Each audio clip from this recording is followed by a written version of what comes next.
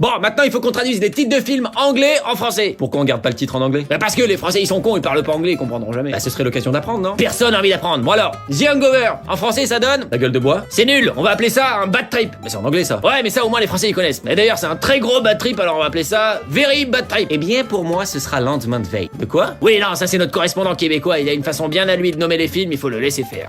C'est toujours mieux que Very Bad Trip, hein. Oui, mais au moins les Français ils comprennent que c'est un film américain où les mecs ils font un très gros bad trip et ils iront le voir. Si vous le dites. Bon, suivant. Home Alone. Seul à la maison, c'est un gamin qui est tout seul chez lui, je pense que ça résume bien le film. Mais c'est pas ça du tout dans le film. Sa famille elle part en avion sans lui, sa maman lui manque, alors on va dire maman j'ai raté l'avion. Mais non, mais dans le film il rate pas l'avion, on l'oublie. Moi je pense que je vais rester sur Home Alone. Ah oui d'accord, donc toi un coup sur deux tu traduis en fait. Star Wars. Les guerres de l'étoile. La guerre des étoiles. Mais non, et puis en plus dans le film c'est pas des étoiles qui se font la guerre, c'est... Moi je vais garder Star Wars, et je pense que la population française aussi d'ailleurs. Eternal Sunshine of the Spotless Mind, oh là là. Ah oui, alors oui, lui il faut le traduire parce que si on parle pas anglais c'est vrai que c'est un petit peu compliqué. Ouais non mais on laisse comme ça parce que moi j'ai rien compris. Mais au Québec on parle anglais mais je vais quand même l'appeler du soleil plein la tête. Bon on avance pas assez vite, The Lord of the Rings. Le Seigneur des Anneaux, il y a déjà... Alors moi je pense qu'il faut appeler ça la revanche des hobbits, mais comme les Français ils parlent pas anglais, ils savent pas ce que c'est un hobbit, on va appeler ça la revanche des lutins. Mais comme il y a 9 camarades, on va appeler ça la revanche des 9 lutins, mais ça fait très Blanche-Neige quand même là. Mais il y a déjà le livre qui s'appelle Le Seigneur des Anneaux. Ouais, c'est trop compliqué, on garde Le Seigneur des Anneaux. Suivant, Ford versus Ferrari. Ford contre Ferrari. Bah oui, c'est très bien, tout est dans le titre. Ouais, mais le film se passe en France pendant les 24 heures du Mans en 1966, et comme je viens de là-bas, bon bah on va appeler ça Le Mans 66. Allez, mais ça me rappelle mon enfance tout ça.